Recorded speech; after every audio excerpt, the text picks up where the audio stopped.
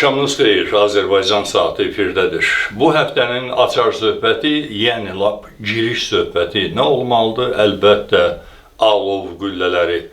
Hər belə hadisə cəmiyyətin yadına nələrsə salmalıdır. Bir də görürsən ki, insanlar suyun nəyin üstündən axdığını unudurlar. Amma xalqa qarşı cinayətləri unutmaq lazım deyil.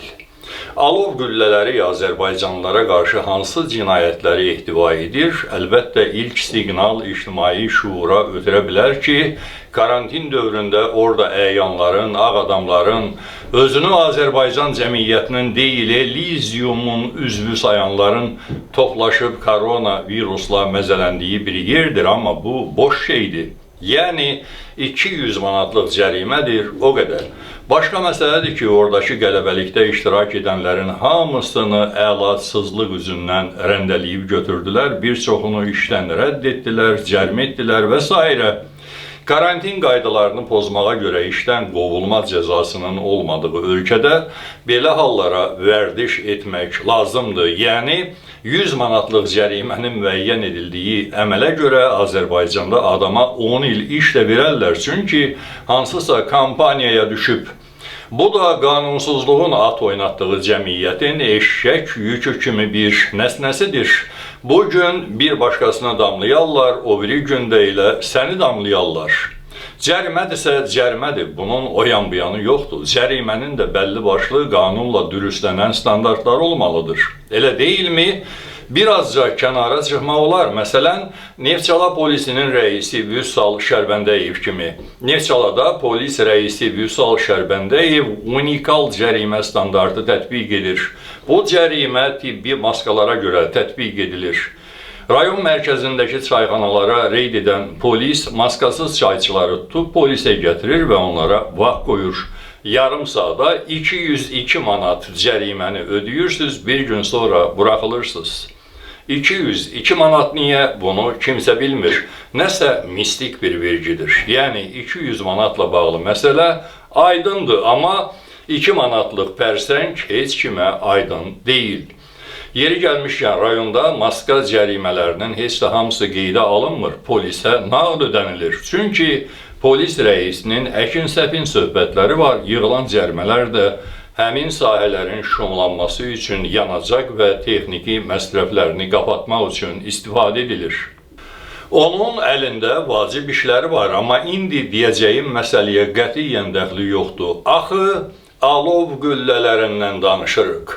Alov güllələrinin yaranışında, doğuluşunda, tikintisində, istifadəyə verilməsində Azərbaycan xalqına qarşı cinayətlər var. Birincisi budur ki, özəl şirkətə aid olan bu kompleksin tikintisi üçün dövlət vəsaitləri sərf edilib. Dövlətin hesabına tikilib, hansısa müftəxorun balansına keçirilib. Dövlət Azərbaycan dövlətidir, hesabına keçirilən müftəxor kimdir, onu da mən deməsəm də bilirsiniz. Mən belə riskli adların çəkilməsində maraqlı deyiləm, yerin də qulağı var. Birdən söz sahibinə gedib çatdırarlar ki, Azərbaycan saatında xanım Mehriban Əliyevanın özəl biznesinin maliyyə cinayətləri haqqında nəsə söhbətlər dolaşdı. Belə cəncəlli açıqlamalardan kənarda dayanmaq lazımdır. Gərəz öz aramızda olsa da deyim ki, bu alov güllələri əlbəttə prezident ailəsinin şəxsi mülküdür, dövlət hesabına tikilib və maliyyə cinayətlərinə yol verilib, həm də çox iri, zırıldı maliyyə cinayətlərinə yol verilib. İlham Əliyevi və onun ailə üzvlərini maliyyə cinayətlərində ittiham etmək yeni məsələ deyil. Azərbaycanın olmasa da dünyanın bütün qəzetlərində, telekanallarında ortalama ən azı bir dəfə Əliyevlər ailəsinin maliyyə cinayətləri haqqında yazı, süjet gedib. Onlar da, bunlar da öyrəncəlidir.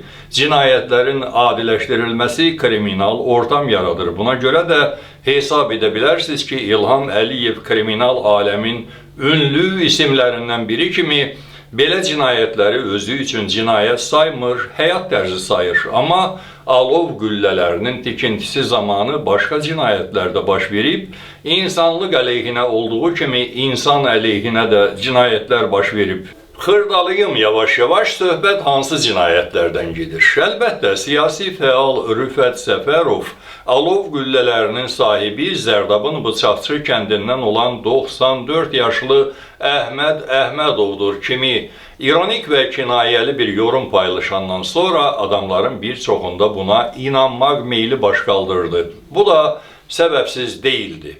Çünki bahalı oliqarxlar bir çox hallarda öz bizneslərini və mülklərini sıradan adamların güzəranı qəpik quruşla hesablanan Azərbaycanlıların ayağına yazırlar ki, yaman dillərdən uzaq olsunlar. Amma alov güllələri əlbəttə İlham Əliyevin ailəsinə məxsusdur və kompleksin tikilməsinə 3 milyarda qədər vəsait xərclənib. Bir çox rəsmi sənədlərdə bunu 400 milyon dollar olaraq göstərirlər, amma Azərbaycanda bu tip komplekslərin tikintisinə biraz rəsmi vəsait xərclənir, əsas hissəsi isə qara pullar hesabına aparılır. Məsələn, Novxanıda Elçin Quliyevə aid edilən, əslində isə Dövlət Sərhəd Xidmətinin balansında olan, siftəsi prezidentin iqamətgahlarından biri kimi nəzərdə tutulan bağ kompleksi tamam kamal qara pullardan tikilib başa gətirilib və orada rəsmi xərc yalnız torpaq sahəsinə görə bələdiyyənin hesabına keçirilən 3700 manatdır. Qalan vəsait əlbəttə bu vəsaitin nə qədər olduğunu yalnız təxmin etmək olar, çünki heç bir yerdə qeydiyyatı olmayan qara puldur. Alov güllələri də eləcə. Rəsmi sənədlərdə bunu 3700 və ya 13700 manat kimi qeyd eləmək ağ olardı. Açıq obyektdir, Novxanadakı həmin 165 hektarlıq bağ yeri kimi qapalı obyekt deyil. Amma bu kompleksin Türkiyədə İstanbuldakı Sivist Oteldə keçirilən təqdimat mərasimində Firement Otelin o zamanki meneceri Adrian Els deyib ki, Bakının yeni simvolu olan 3 binadan ibarət alov güllələrinin birində yerləşən həmin oteli 1 milyard dollarlıq investisiya hesabına başa gətiriblər. Bu pullar hardan götürülüb bəs? Əsasən Vergilər Nazirliyindən və Azərsundan. İlginç faktlardır, eləmi? Vergilər Nazirliyi istehsal müəssisəsi deyil, dünyada ticarət brendi kimi tanınacaq hər hansı mal, məhsul və xidmət satmır. Necə olur ki, bu qədər nəhəng kompleksin tikintisinin əsas sponsoru kimi çıxış edə bilir? Azərsunu başa düşdük. Bu da prezidentin qızlarının şirkətidir. Vergidən yayındırmaq, qara iqtisadi əməliyyatlar hesabına milyonları, 100 milyonları yayındırıb bu kompleksin tikintisi üçün ayıra bilərdilər. Amma bəs Vergilər Nazirliyi? Bu nazirliyin pulu hardan ola bilərdi? Sizdən soruşuram, ey uzun 10 illiklər ərzində həmin bu nazirliyin tətbiq etdiyi qanunsuz qaydaların, sərt və amansız qaydaların, standartların içində sıxılıb tıncıxan, işləmək üçün töycü və başqa qanunsuz ödəmələrə məcbur edilən iş adamları, sahibkarlar, gündən günə var yoxdan çıxıb müflisləşən xırda və orta iş adamları, qəhətə çıxan böyük iş adamları, siz bilərsiniz, Vergilər Nazirliyinin bu qədər pulu, üstəliklə əlbəttə dediyim kimi qara pulları hardan yarana bilərdi? Bunu siz hamınız məndən yaxşı bilərsiniz. Yəni dediyim budur ki, alov güllələrinin rəsmən göstərilən 400 milyondan da ən azı 7 dəfə artıq maliyyə mənbəyi korrupsiya pullarıdır. Alov güllələrinin inşası əvvəlcə tapşırılıb Dia Holdingə və onun da rəhbəri Murad Çeçen adlı türk iş adamıydı. Sonra həmin bu Murad Çeçen uzaqlaşdırıldı və onun yerinə gəldi ümumi rəhbərliyi həyata keçirmək üçün Abdulbori Gözəl. Bəli, bu Azərsunun həmişə yaşar başqanıdır. Murad Çeçenin uzaqlaşdırılması isə adi idarəçilik intriqaları və bir də orada baş verən texniki cinayətlərlə bağlı idi. Bu barədə indi danışmağa cəhd eləyəcəm. Alov güllələri möhkəm konstruksiyadır. Əlbəttə, bir ara relyefin sürüşməsi üzündən kompleks üçün təhlükə yaranmışdı və hələ də tam aradan qalxıb demək mümkün deyil. Bu konstruksiyada möhkəm betonlama işləri görülüb. Hər mərtəbəsinə ən azı 3500 kub metr beton vurulub və bir kubu da o zamanki qiymətlərlə 120 manat idi. Manat o zamanlar avro ilə tən gəlirdi. Beləliklə, buradakı binaların hər birinin birinci mərtəbəsindən 18-ci mərtəbəsinə qədər 3500 kub metr, 18-ci mərtəbədən yuxarı isə hər mərtəbədə 100 kub metr azaltmaq şərti ilə beton işlədilib. Binaların son 4 mərtəbəsi isə metal konstruksiya ilə yığılıb və hər birinin metal konstruksiya işlərinə 10 milyon dollar sərf edilib. Əlavə edim ki, alov güllələri kompleksinə daxil olan binaların birinci mərtəbədən sayanda biri 39, ikincisi 37, üçüncüsü isə 34 mərtəbə, fundamentdən sayanda isə 42, 40 və 38 mərtəbədir. Kompleksə daxil olan binaların hər birinin bir mərtəbəsinə 100 tona yaxın armatur işlədilib və həmin vaxtlar armaturun tonu 850 manat idi, yəni elə 850 civarında avro. Binaların hər birinin özül bərkitmə işlərinə isə 500 ton armatur sərf edilib. Kompleksdəki binaların hər birinin özül bərkitmə işlərinə 9000 kub metr beton sərf edilib. Beton işlərini 3 şirkət həyata keçirib. Gilan beton zavodu, Paşa beton zavodu və Az-Kontakt beton zavodu. Kompleksin yalnız maşın parkının tikinti quraşdırma və bərkidilmə işlərinə təqribən 2 milyard manat vəsait xərclənib. Daha 1 milyard isə hər üç güllənin şüşə üzlüklərinə, ekranlaşdırma işlərinə sərf edilib. Diqqət edin, bu məlumatlar bu güllələrin tikintisində əvvəldən axıra qədər iştirak edən bilgili mənbənin verdiyi məlumatlardır. Alov güllələrinin tikintisi zamanı texniki işçilərdən 5 nəfər həlak olub.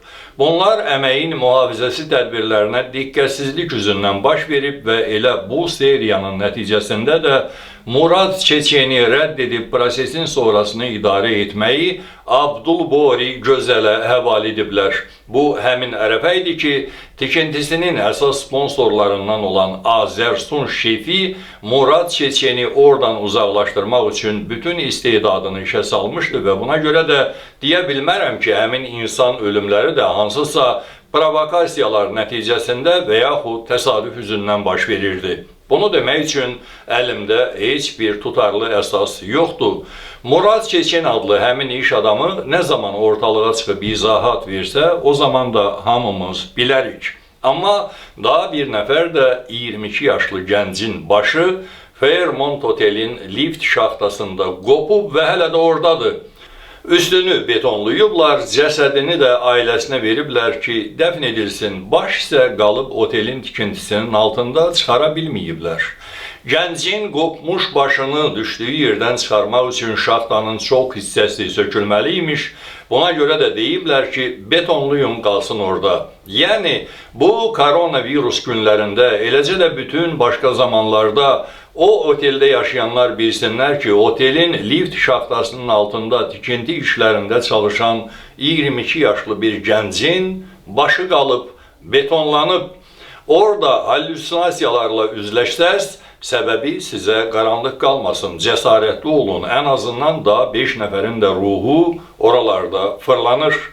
Mən mistikaya bənd olan adam deyiləm, amma hər halda baş vermiş faktları da çatdırmalıyam. Yeri gəlmişkən, həmin hadisənin baş verdiyi gün alov güllələrində ofis kirayələmək üçün gələn Arif Qaraşov da bu barədə məlumatlıdır.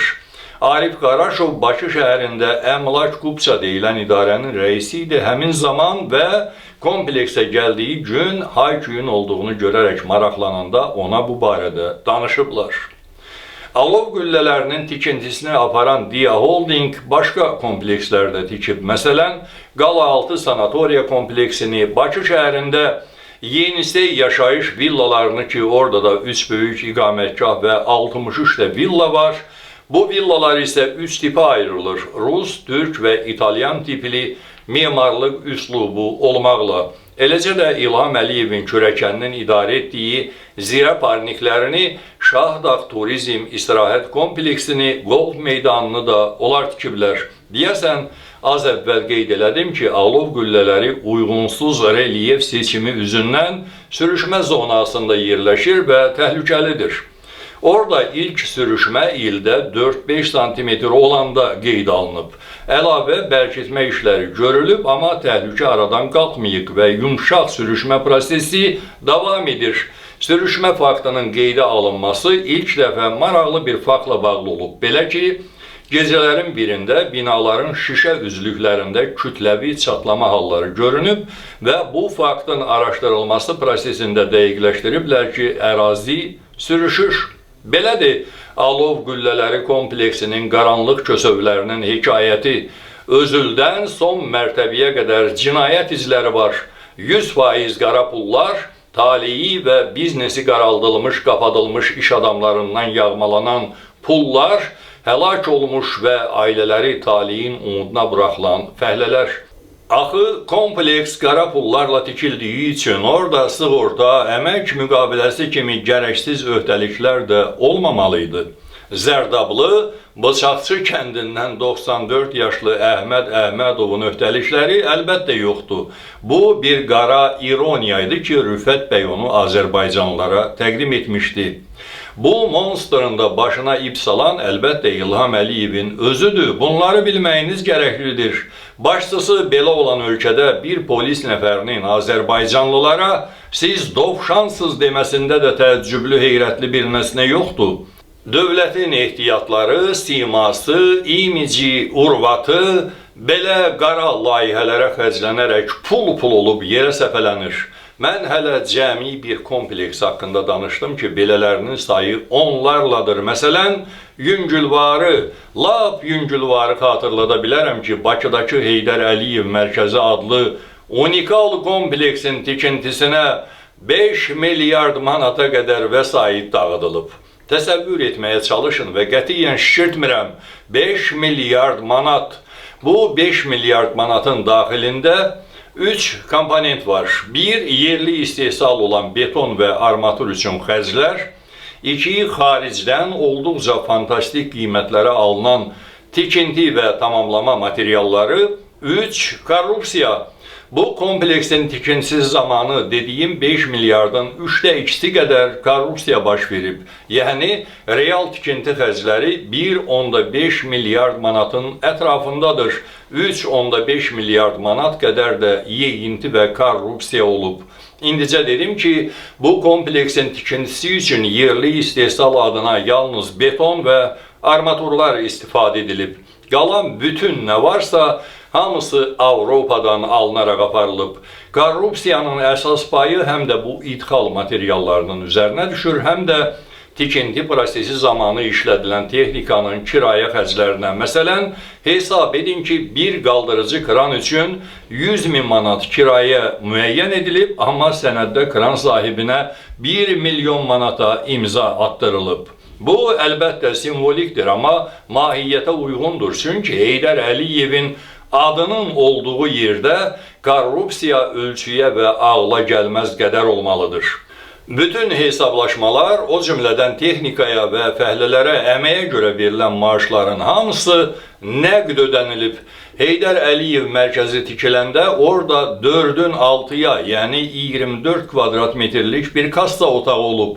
Həmin otağın 20 kvadrat metri tavana qədər pul qalaqları olub, qalan o boş yerdə isə kasserin masası qoyulub.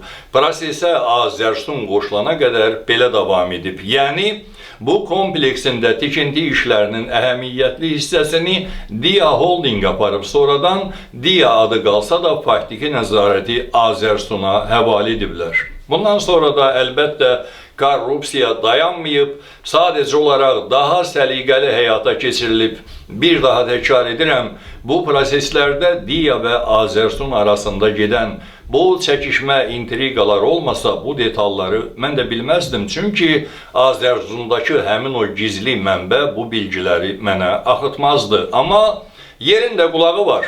Bu cür xəbərlər heç zaman sona qədər gizli qalmır. Üstəlik, bu məlumatlar da hələ yerli, yataqlı detallarla deyil, səthi informasiyalardır. Nə zaman ki, bu dediyim proseslər barədə sənədlər ortaya qoyulacaq, o zaman daha böyük dəhşətlərin şahid olacağıq. İndi sənədləri özlərinin qara qutularında gizlədirlər. Bu məsələ barədə biraz sonra danışacağım yenə, amma planetdən danışırsansa, gərək arada onun peyklərinə də nəzər atasan ki, axı orbitdən çıxanı varmı, yoxmu deyə biləsən. Cənab Əliyevin şəxsi nəzarəti altında baş verən bu milyardlı korrupsiya əməliyyatlarını onun peyklərinin birinin cinayətləri ilə müqayisə etmək istəyəcəm. Sonra yenə də dönəcəm sizin üçün şok effekti yaradacaq müqəddəsatın murdar işləklərinə. Peyk olaraq da seçək, məsələn, Masallının cari, Ağcabədinin isə sabiq icra başçısı olan Şahin Məmmədovun qırğı kimi əməllərinə. Balaca çinovnik sayılar. İlham Əliyevin yanında camışın üstündəki milçək kimi də görə bilərsiniz. Amma axı ərkanı yuxarıdan götürür. İgidliyi, ərliyi prezident mi icra başçısından öyrənər, icra başçısı mı prezidentdən öyrənər? Kadr məsələləri ilə bağlı məsələ aydındır. İlham Əliyevin Nikol Paşinyana yağdırdığı ittihamları bütün maddələri üzrə Şahin Məmmədova da yükləyə bilərsiniz və burada xırdalamaq istəmirəm ki, hansı proteksiyalar var, hansı qohumbazlıqlar var. Bunlar detaldardırmı? Əlbəttə deyil və buna görə də söhbətin gedişində bekaraca toxunarıq, abzaslarını tamamlamaq rahat olsun deyə.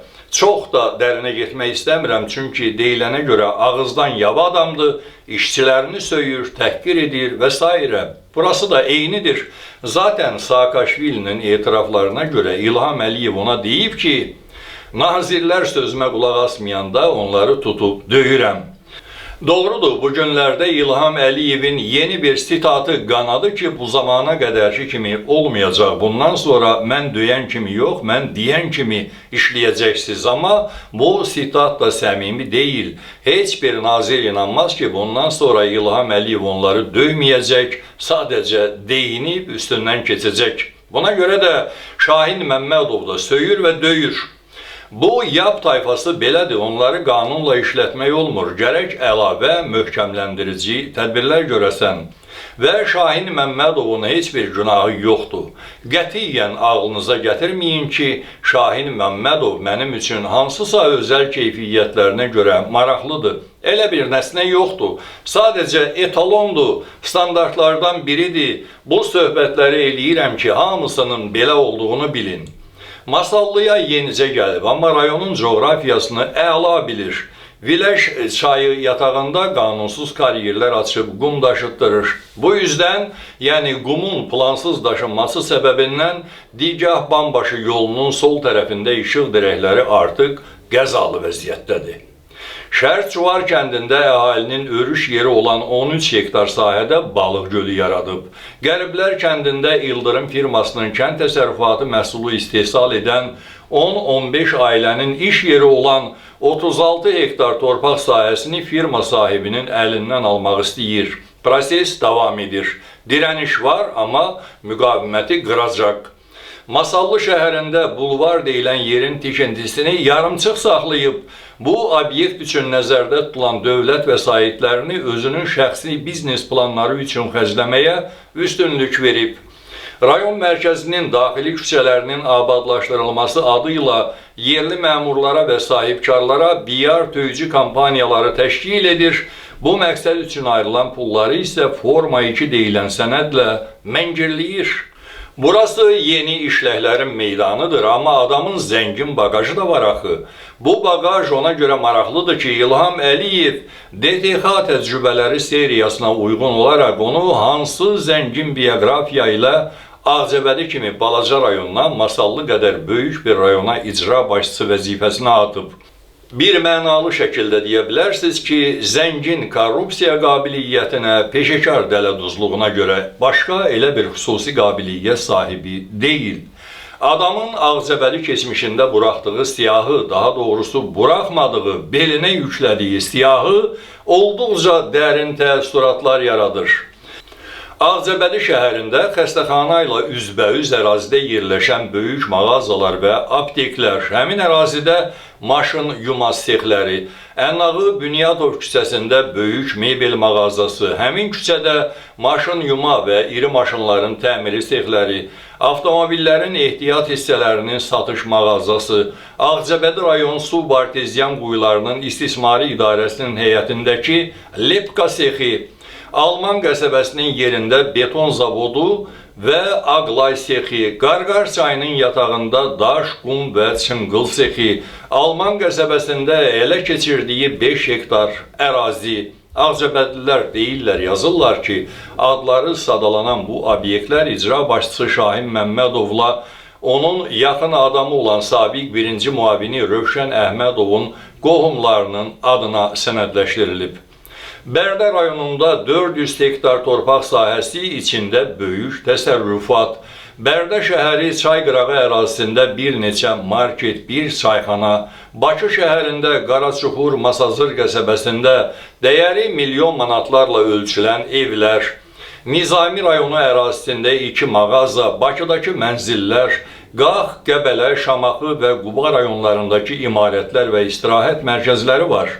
Şahin Məmmədov dövlət büdcəsindən uğurladığı para hesabına Gürcüstanın Batumi şəhərində dəyəri 1 milyon manat olan dəbdəbəli villa və otel tikdirib. Bununla bağlı media üzərindən aparılan araşdırmalar zamanı jurnalistlər öyrəniblər ki, icra başçısı villanın tikintisinə nəzarəti yaxın qohumlarından birinə tapşırıb. Məhz həmin yaxın qohum icra başçısının villasının və otelin tikilməsinə görə 4 aydan çox Batumi şəhərində qalıb, Şahin Məmmədov Batumidə tikdirdiyi villanı keçən ilin ortalarında başa çatdırıb.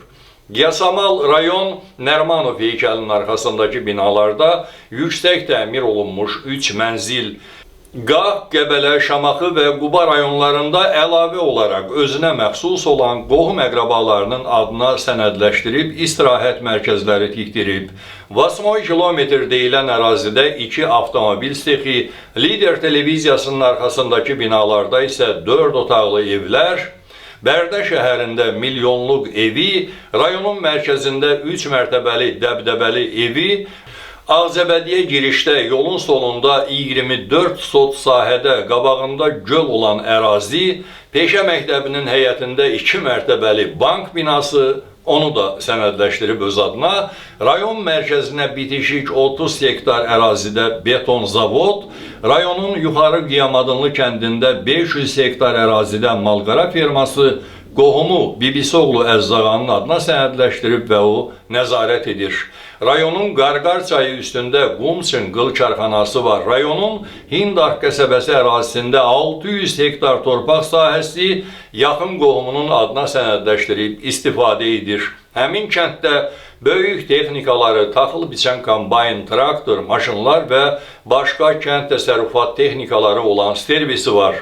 Türkiyədə İstanbulda şəxsi evi var. Rəcəblər kəndində mini asfalt zavodu var. Aşağı Afşar kəndinin yaxınlığında 10 hektar torpaq sahəsi var. Salyanda qohumu indi Şahin Məmmədovla yerini dəyişib Masallıdan Ağcabədiyə təyinat almış icra başçısı Rafil Hüseynovla birlikdə Hacı Oğulları restoranı və Zapravkanın gün batan tərəfində böyük malqara ferması, balıq gölü şərik tikib istifadə edirlər. Bu, bir icra başçısının ələ gələn, siyahılaşdırıla bilən mülk və imperiyasıdır. Niyə belə ola bilir? Ona görə ki, alov qüllələri qara pullarla tikilib, Heydər Əliyev mərkəzi qara pullarla tikilib və onların da hamısı İlham Əliyevə, yəni bu icra başçıları olan tərki dünyaların mürşidinə məxsusdur. Ağası gülümdür bunların, ona görə də yuxarıdan yağan bütün küllər Azərbaycan xalqının başına yağır. Üstünə kül yağan ölkənin üstü açıq kəndlərində yaşayan binəsib Azərbaycanlılara verilən 190 manatlıq kompensasiyanı da kəsib, imkan olduqca məhdud çevrəyə paylamaqla görkəm vermək istəyirlər ki, yalnız özümüz oğurlayıb talan edib yemirik, hamı ilə bölüşürük. Əti bizim, sümüyü də, suyu da bizim, Qırıntıları və qoxusu da sizin olsun deyirlər və 600 min nəfər üçün nəzərdə tutulan o 190 manatlıq koronavirus pullarını da kəsib, doğrayıb 287 min nəfərə qədər endirdilər. Niyəsini və işin mahiyyətini müxalifət lideri Əli Kərimli çox tutarlı müqayisələrlə şərh etdi. Milyonlarla insanı iyun-iyul aylarında pulsuz, qazancısız evlərinə qapadıb, sonda da cəmi 287 min nəfərə həm də bir aylıq 190 manat verəcəklər. Biz deyirik, əsaslandırırıq ki, ölkədə 6 milyon insanın, uşaqlı, böyüklü, 6 milyon insanın sabit aylıq qazancı yoxdur, yardım onlara da verilməlidir. İlham Əliyev hökuməti isə hesab edir ki, nəinki milyonlarla insana yardım etmək olmaz, hətta 600 min nəfərə də pul verməyə ehtiyac yoxdur, adamlar toxluq eləyərlər. Əliyevin islahatçı komandası hesab edir ki, 287 min nəfərə həm də 2 ay əvəzinə bircə ay 190 manatlıq yardım edilsə, xalqın bəsidir. Onsuz da susub dözməkdən başqa nə çarələri var? Kiçik sahibkarlara da heç bir yardım ayırmayıblar. Bu qədər insanı iyun-iyul aylarında evinə qapadan hökumət ancaq 287 min nəfərə acından ölməmək üçün 190 manat verəcək və salam. Bu yardıma da cəmi 55 milyon manat, 32,3 milyon dollar xərcləyəcəklər bütövlükdə. Xalqımıza 2 aylıq sərt karantinə görə təxminən bir orta icra başçısının xalqdan oğurladığı qədər, hətta bəlkə daha az pul veriləcək. Başqa müqayisələr də ola bilər. Belə də deyə bilərik ki, 2 aylıq sərt karantinə görə xalqımıza keçmiş Milli Təhlükəsizlik Naziri Eldar Mahmudovun təkcə Londondakı mülklərinin qiymətindən 4 dəfə, Sokarın Avropada qadın futbolunun inkişafına sponsorluğa xərclədiyindən 3 dəfə, dövlətin monopolist Azal şirkətinə koronavirusa görə etdiyi yardımdan 1,5 dəfə, İlham Əliyevin özünə aldığı növbəti təyyarə üçün dövlətin ödədiyindən 11 dəfə az pul veriləcək. Dövlətin pulu yoxdurmu? Axı deyirlər ki, var, həm də çoxdur. 50 milyard dollarlıq dövlət valyuta rezervləri bir tərəfə, təkcə dövlət büdcəsindəki indiki profisit 1 milyard manatdan artıqdır. Beləliklə də İlham Əliyev hesab edib ki, bu ilki büdcənin profisitinin 30'da birini xalqımıza ayırsa bəsidir. Bəs koronavirus adı ilə ayrılan böyük pullar, həmin böyük pullar da böyük pullara alışanlar üçündür. Bəs bizi xalq olaraq nəyə görə belə ucuz, dəyərsiz sayırlar? Bu dəfə də hərə özü cavab versin. İndi yaxşı olar ki, hər kəs bu sualın cavabı haqqında özü düşünsün. Hökumət nəyə görə bizə xalq olaraq dəyər vermir, nəyə görə xalqla hesablaşmır, nəyə görə hesab edir ki, xalq istənilən haqsızlığa dözəcək, ancaq haqqını tələb etməyəcək. Bu tələblərin qarşısını almaq, söhbəti öldürmək və ya başqa səmtə tuşlamaq üçün də deyirlər ki, bəs deməzdinizmi, lənətə gəlmiş Ramiz Mehdiyev imkan vermirdi dövlət quraq, sabotaj edirdi, indi də çevriliş etməyə hazırlaşır. Ramiz Mehdiyev də ayda 2 dəfə İlham Əliyevlə görüşüb ona təlimat verir ki, Mehdiyev fəlakətindən xilas olmaq adı ilə hansı tezisləri qurub, bu tezisləri fırlatmaq üçün kimlərə iş tapşırmaq olar. Burası da ilginc deyilmi? Ramiz Mehdiyevin özünün əleyhinə olan tezisləri yazıb, izah edib təqdim edir İlham Əliyevin diri və ya ölü, ağır və ya yüngül trollarına ki, pülüyün geçsin. Azərbaycan xalqını necə lazımdır hərifləyə bilmişik, bundan sonra da bir müddət belə davam edəcək.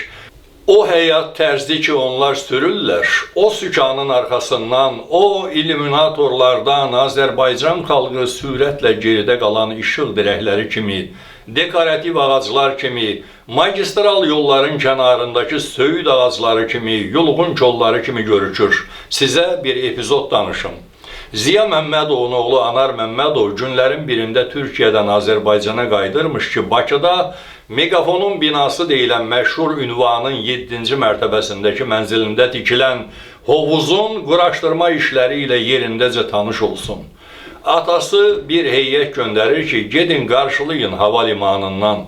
Bu heyət də bir neçə maşınlıq kortejdən ibarət olur. Anar Məmmədov üçün də boş bir son model Mercedes götürürlər.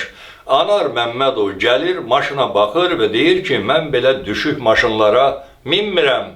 Heyət məcbur olub elə oradaca bir Rolls-Royce kirayə edir ki, zadəganın mübarək ayaqları murdar Mercedesin salonuna dəyməsin. Bu, keçmiş bir oliqarxın, dövlət məmurunun baxış bucağıdır. İndikilərin bucağı da Bakıda alov qüllələrindəki oteldən göründü. Masallının icra başçısının saydığım səltənətinin də eyhamlarından bilinir ki, müridi belədirsə, mürşidləri hansı havalarda dolaşırlar. Havadan da çevriliş iyi gəlir və sən demə, bu çevriliş nəzəriyyələrini də yap təbliğatına elə Ramiz Mehdiyevin özü təqdim edirmiş. Yəni yazın, doldurun ki, bu zamana qədər ki, fəaliyyətlər, hökumətlər ona görə alınmayıb ki, heydərizm güclü nəzəriyyədir, amma mən onun dozasını aşağı salmışam. Sabotaj etmişəm ki, bu dozada heydərizmi hansı ölkəyə vursan, peredozdan keçinər, ölər. Azərbaycan isə hələ ölməyibsə, deməli, heydərizm bütün hallarda güclü iksirdir.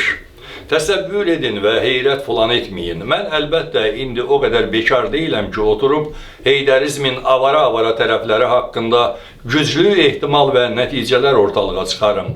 Bu nəticəndə siz çıxarın ki, Rusiyada Putin hakimiyyətinin sıfırlanması məqsədi ilə Putinin keçirdiyi referendumla Ramiz Mehdiyevin özünün təşkil etdiyi bu təbliğatın arasında nə qədər fərq var və nə qədər bənzətmə var. Orada referendum keçirilir ki, Putinin bu zamana qədərki prezidentliyi çox deyil, qəbul etdirilir Ruslara. Burada da referendumsuz plansız təbliğat qurulur ki, İlham Əliyevin, hətta Heydər Əliyevin də bu zamana qədərki hakimiyyət dövrləri çox deyil. Çünki Ramiz Mehdiyev imkan verməyib, onlar xalq haqqında düşünsünlər, sabotaj edib və bundan sonra Mehdiyevsiz yenidən sıfırdan başlayacaqlar. İlham Əliyev də bunun davamını Allah bilir, neçənci dəfə təkrar etdiyi həmin o frazla ilə möhkəmləndirir ki, bundan sonra mən deyən kimi işləyəcəksiniz. Necə işləsinlər, yalan fırlasınlar, yeni köməkçi Hikmət Hacıyev kimi ki, güya BMT İlham Əliyevin təşəbbüsü və çağırışı ilə fövqəladə sesiya keçirib, bu BMT tarixində cəmi təkrar edilən 30 haldan biriymiş. Yalan daxı, BMT adından da yalan fırlayırlar. Zərda, Bucar, Ağcabədi zəhmətkeşlərini aldatmaqları yetmədi, indi də BMT adından yalan fırladırlar. Utanıb bölmürsünüz, ay İlham Əliyevin yeni təbirlə dediyi kimi işləyənlər, bu yalanı necə döşəyə bilirsiniz Azərbaycanlılara? Necə işləsinlər? Bu proqramda bəhs etdiyim korrupsiya faktları çox xırda epizodlardır və onlar İlham Əliyevin prezidentlik bioqrafiyasının ştrixləridir. Hələ növbəti proqramı təqib edərsiniz, görün bunların kübar, aristokratik, zadəgan görüntülərinin arxasında hansı maxinasiyaların dayandığını, bu Bakı media layihəsinin, Qış bulvarının, Amay binasının, onlarla başqa elitar layihələrin arxasında nə qədər və hansı xətlərlə dələduzluqların istehsal edildiyini görəcəksiniz. Necə işləsinlər yəni? Xəbəriniz oldu mu? Qubanın Üskün kəndindən orduya çağırılan gənc əskəri öldürüb çaya atıblar, sonra da meydini gətirib valideynlərinə veriblər ki, xəlvəti bastırın, oğlunuz suda boğuldu. Bu, həm orduya münasibətdir, həm insana münasibətdir, həm də müharibəyə münasibətdir. Həm də o müstəvidə münasibətdir ki, onlardan, bunların piyli cəmdəklərindən vətənpərvərlik qoxusu saçmalıdır. Bu, necə edə bilinən bir hərəkətdir. Yəni, bunlar nə ilə və necə düşünürlər ki, bir əskəri öldürüb, bu qədər urvatsızlaşdıraraq ailəsinin üstünə atmaq olar, hələ bir xəlvətcə də dəfn etmək olar ki, olmayıb belə bir adam, olmayıb belə bir əskər. Günorta radələrində ata-anasıyla danışıblar saat 12:49-da. Birinci bir 5-10 dəqiqə danışıblar telefonla, uşaq danışıblarla. Sonra ikinci dəfə 13:27-də 2 dəqiqə 38 saniyə danışılıb bu. Danışıq gedib telefonda. Həmin vaxtı uşaq telefonda deyib, bir də bu nömrəyə zəng eləmə, o momentdə hirsi. Bu da batıb rəyə görə. Rəyə görə 13:50-də bu kakbuta suda batıb. Biz inanmırıq. Bu tələm-tələsik orada hirsli telefonu söndürdü. O momentdə biz elə fikirləşirik ki, kimlənsə dalaşıb və yaxud vurublar bunu, görməmişik. Biz burada, o orada. Bu 20 dəqiqə müddətində, yəni ki, o özünü çaya ata bilməz. Bəzi şübhələr bizi eləyir. Deyiblər ki, qoya. Zəng də gəlir, adamı da deyə bilərəm. Qoya Anar Bağırov adlı adamla təkbətək dalaşıb, bilmirəm tək olub, kimi olub ondan. Axır dalaşıblar, baş nahiyəsindən vurublar, daşlandı, küt alətləndir. Sonra aparıb meyiti gizlətmək istəyirlər. Görüblər meyit gizlətmək yeri yoxdur. Aparıb başını suya salıblar ki, ölsün. Sonra tuluyublar çaya. Bildiyimiz budur, eşitdiyimiz budur. Necə işləsinlər, yəni? Cəllabaddan bir nəfər yazır ki, 2016-cı ilin aprel döyüşlərində işğal edilmiş ərazilərimizin 20 hektarı azad edildi. Bu döyüşlər zamanı 100-dən artıq hərbçimiz şəhid oldu. Onların ruhları qarşısında baş əyirəm. Müqayisə üçün də deyim ki, Kərəm Həsənov Cəllabad rayonunun Günəşli kəndi ərazisində 1300 hektar torpaq sahəsini heç bir itki vermədən tutub, Kərəm Həsənovu Müdafiə Naziri təyin etsəniz, işğal altında olan torpaqlarımızı ermənilərdən alardı. Belə mi işləyəcəklər bundan sonra, yoxsa bu zamana qədər belə işləyirdilər? Yaxud götürün Bakı Beynəlxalq Avtovağzal kompleksini, tikintisinə 100 milyon manat, yəni o zamanki qiymətlərlə 120 milyon dollar xərclənib, mənimsənilib, bu qiymətə özündən deyən bir aeroport dikmək olardı. Ümumiyyətlə son zamanlar, o cümlədən həmin avtovağzalın tikildiyi zamanlarda da avtobusların dayanması üçün bu qədər nəhəng komplekslərə və ağla gəlməz israfçılığa heç bir ölkədə yol vermirlər. Bir meydan ayrılırlar, 10-15 platforma düzəldirlər, o qədər də adi avtobus dayanacağı. Amma bunlar avtovağzalı ticarət mərkəzi tikiblər. Lap yaxşı tikiblər, 120 milyon dollar da siliblər. Amma axı bunu nəyin üstündə necə tikdiyinizi öyrənəydiniz bari. O zaman hələ İlham Əliyev yumurtanın qiyməti ilə özəşirdi. O avtovağzalın qiymətinə 50 milyon toyuq almaq olardı, 500 milyard yumurta almaq olardı. Müqayisə əlbəttə təxminidir, özünüz vurub çıxa bilərsiniz. Amma indi həmin avtovağzal çökməkdə davam edir. Çünki kanalizasiya sistemi düzgün qurulmuyub. Adını da qoyacaqlar ki, relyef sürüşkəndir. Hətta relyef sürüşkəndirsə belə, bunu toyuq firmasının müdürü mü ölçməli idi? Təsəvvür edirsinizmi? Ölkədə 100 milyonlarla dövlət vəsaiti havaya sovrulanda İlham Əliyev belə demirdi, elə deyirdi və yumurtanın qiymətlərinin korreksiyası ilə əsəb partladırdı. O zaman daha ciddi məsələlərlə məşğul idi ki, məsələn 3 milyardı silib, dağıdıb, başına daş saldığı həmin o alov güllələrini öz şirkətləri arasında necə balanslaşdırsın ki, kənardan eybəcər görünməsin. Uzun yumurta, gödək soğan kartof müşavirələrindən sonra ağlına gəldi ki, o kompleksdəki yaşayış binasını Paşa Holdingin, oteli Kərəm Həsənovun idarəçiliyinə verdiyi Azinkonun, biznes mərkəzini isə Abdulbari Gözəlin idarəçiliyinə verdiyi Azərsunun balansına versin. Və pambıq sezonu başladı. Çünki İlham Əliyev həmin vaxtlar mən deyən kimi yox, mən döyən kimi işləyəcəksiniz deyirdi. İndi isə deyinə döyəcək və döyə deyinəcək. Adam artıq Kənd Təsərrüfatı Nazirliyini Dövlət Təhlükəsizlik Xidməti kimi, polisi prokurorluq kimi, məhkəməni polis kimi işlədir. Bu da olur, mən deyən kimi. Hətta oralarda da, yəni Profesor Cəmil Həsənli demişkən, Tutucu strukturlar arasında da köhnə ədavətlər üzündən çat verən divarlar var. Həmin divarları suvuyub yenidən başlamaq olmuş. Hərbi prokuror Dövlət Təhlükəsizlik Xidməti ilə ədavətdədir. Çünki 20 il bundan əvvəl yerlərin səhv bölüşdürüldüyünü düşünür. Daxili İşlər Nazirliyi ilə Prezidentin müdafiə məsələləri üzrə köməkçisi ilə ədavət var. Ortada da aşağı-yuxarı 25 il əvvəlki bir toqquşma var. Toqquşma da belədir ki, o zamanlar Daxili İşlər Nazirinin can güdəni olan indiki nazir o zamanlar şəhər polisinin rəisi olan Məhərrəm Əliyevin oğlunu döyüb alqanına bəliyəndən sonra general şəhər rəisi də gəlib nazirliyin foyesində indiki nazirə yağlı bir stillə çəkib. Amma bu ədavətlərə çox da bənd olmayaq, köhnə təfərrüatlardır. Lap yenisinə nə deyirsiniz? Daxili İşlər Nazirliyi Kənd Təsərrüfatı Nazirliyində əməliyyat keçirib və əməliyyatda Kənd Təsərrüfatı Nazirliyinin əməkdaşları da iştirak edib. Bu, İlham Əliyev deyən kimi işləməkdir. Bütün dövlət idarələrini beləcə ortadan parçalayıblar.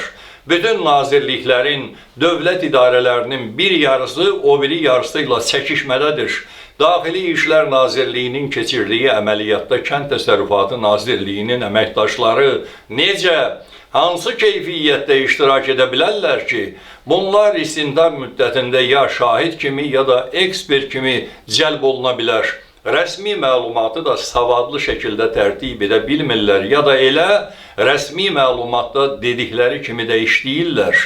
Hərçənd bu darmacalda Kənd Təsərrüfatı Nazirliyi üçün də 13 mərtəbəli yeni bina tikirlər.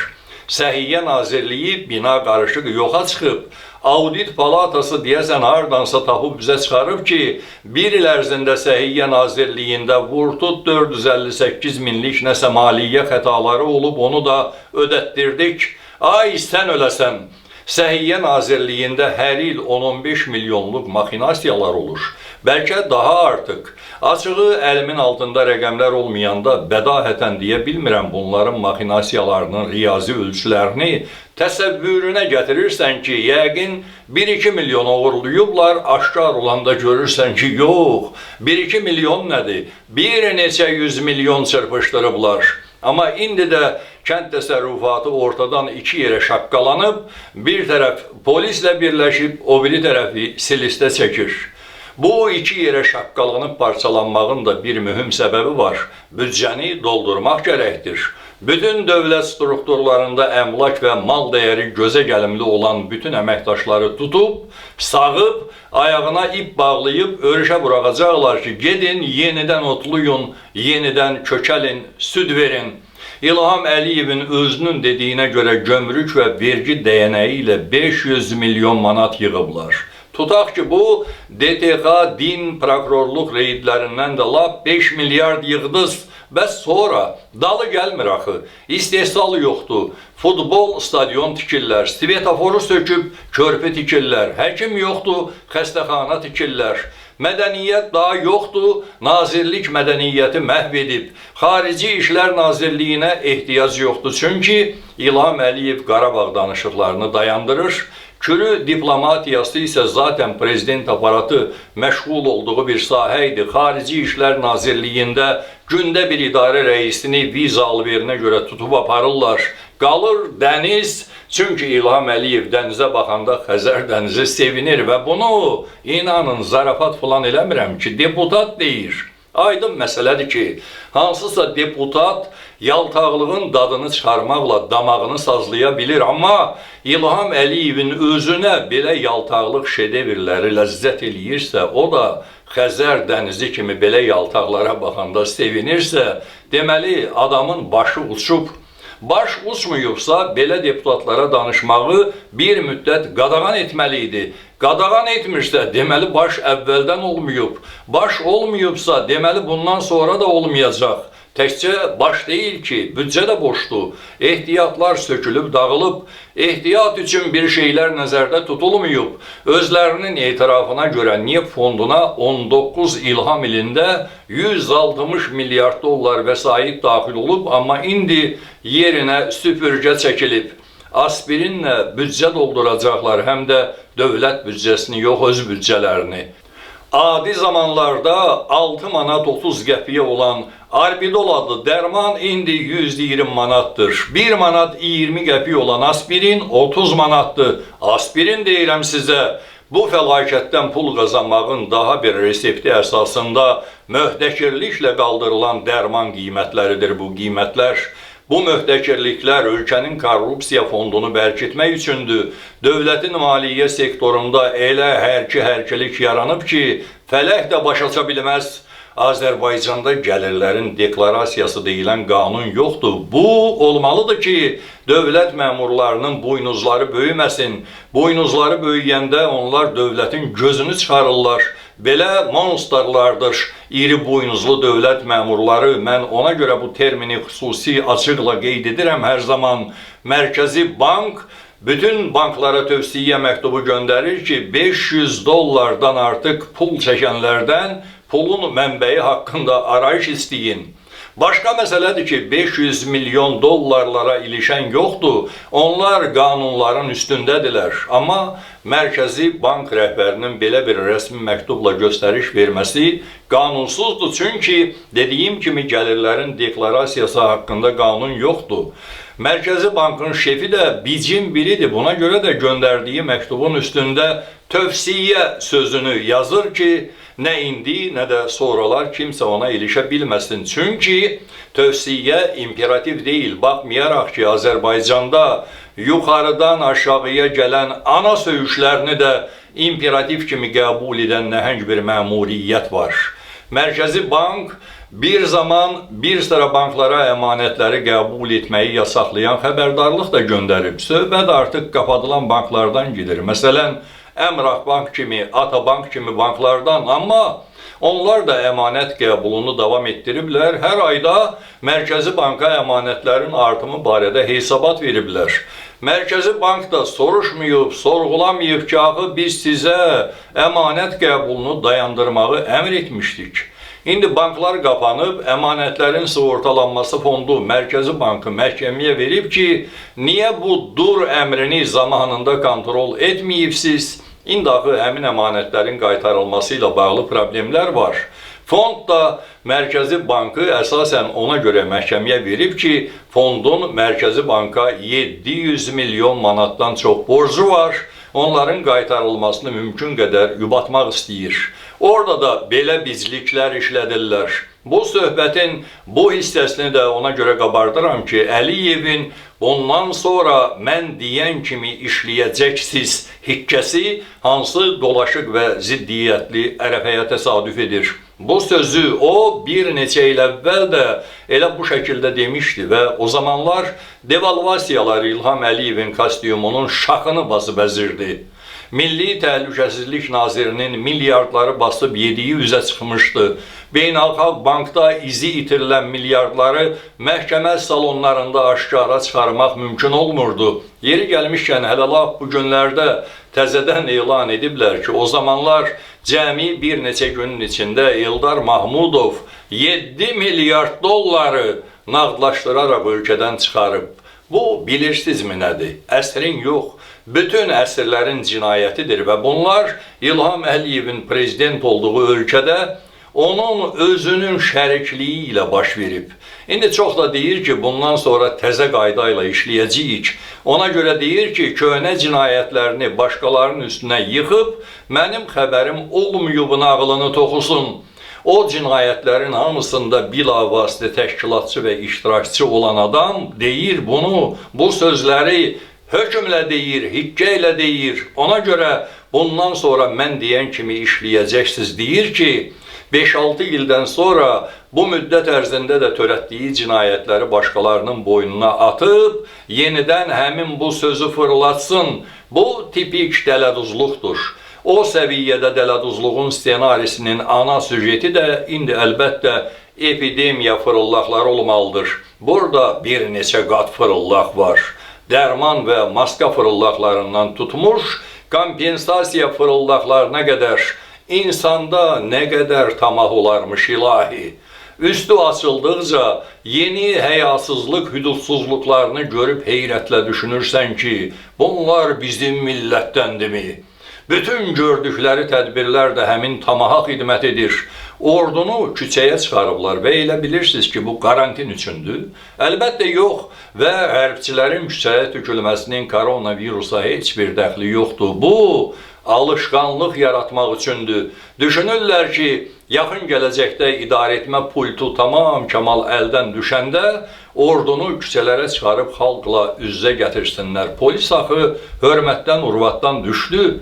Orduya bu xalqın münasibətini bilirlər. Bilirlər ki, Azərbaycan xalqı üçün ordu müqəddəs ünvandır. Ona görə də bu indiki situasiyadan istifadə edərək o müqəddəsata da xələl gətirmək və günün birində, həm də belə görünür ki, o qədər də uzaq olmayan günün birində həmin bu ordunu, həmin bu xalqın üzərinə yeritmək üçün bəri başdan iğrənc tədbirlər alır. Amma bunların ordu ilə davranışlarını görmürükmü? Generallarını buraxın, onların üzdə olan bir çoxu üzə ona görə çıxıb ki, daha gizlətmək olmayıb. Baş qərargah rəisinin 6 mərtəbəli villasını necə gizlətmək olar axı? Lap gizlətmək mümkündür bəlkə də, amma bir adam 6 mərtəbəli villanı neyniyə bilər? Yaxşı, mən qərəzliyəm, qaradan başqa rəng görmürəm. Siz bozu da görün, ağı da, qırmızını da, sarını da, lap istəyirsiniz. Pişik kimi boz rəngin 24 çalarını da fərqləndirin. Bir adam, bir dövlət məmuru, bir general 6 mərtəbəli yaşayış kompleksini ki, bunu villa adlandırmaq da mümkün deyil, hündürlüyünə dikilmiş bir kənddir, qəsəbədir. Bunu neyniyə bilər?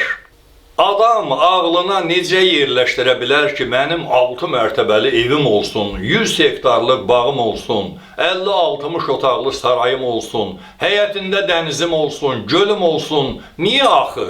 Bunu nədən ötürü istəyə bilər adam? Yəni, harda görüblər? Kimin nümunəsində görüblər? Dünyanın hansı milyarderinin bu boyda mülkləri, imarətləri, sarayları olur? Heç birinin olmur, çünki buna gərək yoxdur. İnsan bu boyda ərazidə yaşaya bilməz axı. Hələ 3000 il bundan əvvəl deyəsən, qədim Yunan filosofu Demokrit belə deyib ki, gözəllik də göz ölçüsündə olmalıdır. Yəni, gözündən böyük, gözünə yerləşməyən estetika olmur. O qədər nəhəng imarətlərdə yaşamaq necə olur? Deyim ki, ailəndə 5 nəfər var, 10 nəfər var, 5 mərtəbəli, 6 mərtəbəli, 50-60 otaqlı və üstəlik bir dənə də yox, 10-15 ev adamın nəyinə gərək ola bilər? Əgər bu qədər evin eşiyim varsa, niyə onları kirayə verib yaşamayasan ki, özünü korrupsiya örüşünün qurbanı kimi güdaza veriləcəyin günü gözləyən qoyun kimi aparasan? Bir hərbi komandir, general özü belə bahalı və dəbdəbəli həyat təsəvvürlərinin içindədirsə, onun səngərdəki əskərlə hansı mənəvi psixoloji bağlılığı ola bilər? Həm də hansı əskərlərlə? Bu zamana qədər ön cəbhədə şəhid olan, şəhid edilən əskərlərin arasında bir boylu buxunlu, cüssəli, həyat təminatı səbəbindən vitaminləri, immuniteti yerində olan birisini görmüsünüzmü? Hamısı arıq, sısqa, çəlimsiz, həyatı istirablarla uçuq kömalarda keçmiş yeniyetmələrdir. Bütün standartlara görə hücum ordusunun sıralarında olmalı olanları isə səfərbər edib polisə ya da polisə ictimai dəstək ordusuna cəlb edirlər. Çünki o çəlimsiz, sısqa, təlim də görməmiş əskərləri erməni ilə üzbəüz qoymaq üçün yığırlar. Süysünündən əzələ tökülən baz burutlu gəncləri isə Azərbaycan xalqına qarşı Azərbaycanlıları döydürmək üçün kiminlə düşmənçilik edirlər? Kimdir bunların düşməni? İşğalçılardır, yoxsa Azərbaycanlılardır?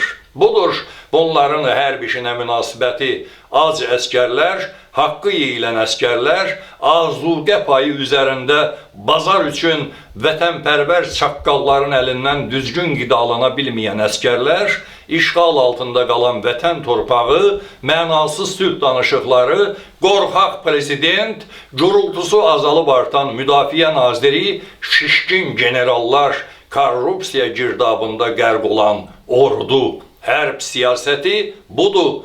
Mülki siyasətlərini də ki, Allah kəssin. O barədə zaten hər zaman danışırıq. İndi də epidemiya yeyirlər. Təbii fəlakətlərdən qazanmağı o qədər məharətlə öyrəniblər ki, o qədər quduzlaşıblar ki, indi dünyaya ölüm saçan bu virusun üzərində də Neftçala kəndlərində su satırmış kimi bazar açıblar. Bunlar hələ 2 il, 5 il əvvəl baş vermiş zəlzələnin nəticələrini aradan qaldırıb qutarmayıblar. Qutarmaq fikirləri də yoxdur. Oradan qazandıqlarının üstünə koronavirusdan qazandıqlarını çinləyib yığmaqla məşğuldular. Yer də bərk olduğuna görə indi öküzlərin kəllə döyüşü başlayıb. Bir-birini bagaja qoyub, DTK-ya nişan verib, gününü uzatmaq istəyən dövlət məmurlarının intriqaları dövlət aparatını çöktürüb.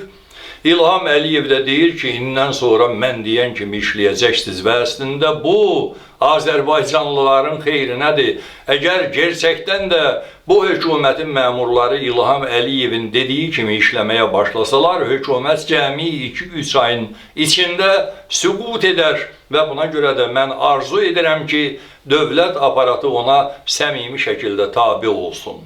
Amma dövlət aparatı onsuz da işləmir ki. Paşa Holding işləyir, dövlət aparatı da Paşa Holdingə züy tutur. Et deyirlər, edir, etmə deyirlər, etmir. Prezidentlik nə iş var ki? Odur, Qusarda həmin bu Paşa Holding 250 hektar meşəni qırıb yerində fındıq əkir. Meşə nəyə görəsə gərəkdirmi? Əlbəttə gərək deyil. Meyvəsi yox, bazara çıxarasan. İstirahət yerləri də özlərinə yetdik var ölkənin hər yerində. Belə baxanda Azərbaycanda meşə nəyə lazımdır ki? Oksigen, onu da qonşu ölkələrin ağacları düzəldəcək, külək də qovub biz tərəfə gətirəcək. Buna görə də Abbas adlı birisini məsul ediblər Qusar meşələrinə, sərəncamına da 20-30 ekskavator veriblər ki, qır, tök, şumla bu mənasız, faydasız ağacların yerinə pul gətirən tinkilər əkərik. İndi bu İlham Əliyev deyən kimi işləmək olur ya Paşa Holding deyən kimi. Bu da özünü yeyib dağıdır ki, mən deyən kimi işləyəcəksiniz. Abala, səni adam yerinə qoyan yoxdur. Səndən fərman gözləyən də yoxdur, dərman gözləyən də yoxdur. Oralardan nə fərman, nə dərman gözləyən olmadığına görə adamlar öz başlarını özləri bildiyi kimi saxlamaq istəyirlər. Çün yığılan rüşvətin və korrupsiya pullarının fərman sahibinə yetişdiyini hamı bilir. Bu fərmanların icrasına məsul edilən avara və mənasız adamların da kimliyi, pasportu hamıya bəllidir. Bu günlərdə məşhur Gəncə təxribatlarının ildönümüdür. Ölkənin ən böyük şəhərinə qoyulan başçının Məşədibat demişkən kişi mi, qadın mı olduğuna baxmayan dövlət başçısı əlbəttə onun ayamasından da xəbərsiz olmalıydı. Mən yarım məqtul Elmar Vəliyevdən bəhs edirəm. Yəqin ki anladınız. Bu adamın elə öz tayfasının içində ayaması artıq Elmardır. Nəyə görə artıq Elmar, bunu izah edə bilməyəcəm. Amma onu dəqiq deyəcəm ki, bu ayamanı ona doğma babası qoyubmuş. Bir başqa ayaması da var ki, onun qoyulma səbəbi cəhənnəmə heç özünü də səsləndirə bilməyəcəm. Amma elə birinci ayamasından bəllidir nə mal olduğu, indi də doğulduğu, kaş böyüməyəydi, böyüyə bilmədiyi kəndə kəsəyə getməyə üzü gəlmir, yeri yoxdur. Çünki hamıya qarşı əlindən gələn qədər yaramazlıqlar edə bilib. Bu, onun günahı deyil ki. Onun günahı nə idisə özü olmağındadır. Amma bu artıqlar, əskiklər kadr siyasətinin əsas həlqəsinə çevriləndə körpü qalır axmayan çayların o tərəfində. İndi də hay nalə çək, fəryad düzəlt ki, indən sonra mən deyən kimi işləyəcəksiniz. İndiyə qədər nə idin ki? İndiyə qədər bəyəm badımcan tutmasıydın ya prezident? Hansı zəmanət var ki, indən sonra da prezident yerinə xiyar turşusu olmayacaq? Heç bir zəmanət yoxdur və buna görə də başınızı saxlayın, salamat qalın dəyərli xalq, amma salamat qalmaq hələ hamısı demək deyil. Salamat qalmaq üçün virusların öhdəsindən gəlməyi bacarmaq lazımdır. Onların öhdəsindən gəlmək haqqında düşünün. Azərbaycanı bu virusların öhdəsinə qoyub başınızı girələməyə getsəz, az bir zamandan sonra başınızı girələməyə də yer tapmayacaqsınız və məndən deməkdir, sağ olun və Turan TV-ni izləyin.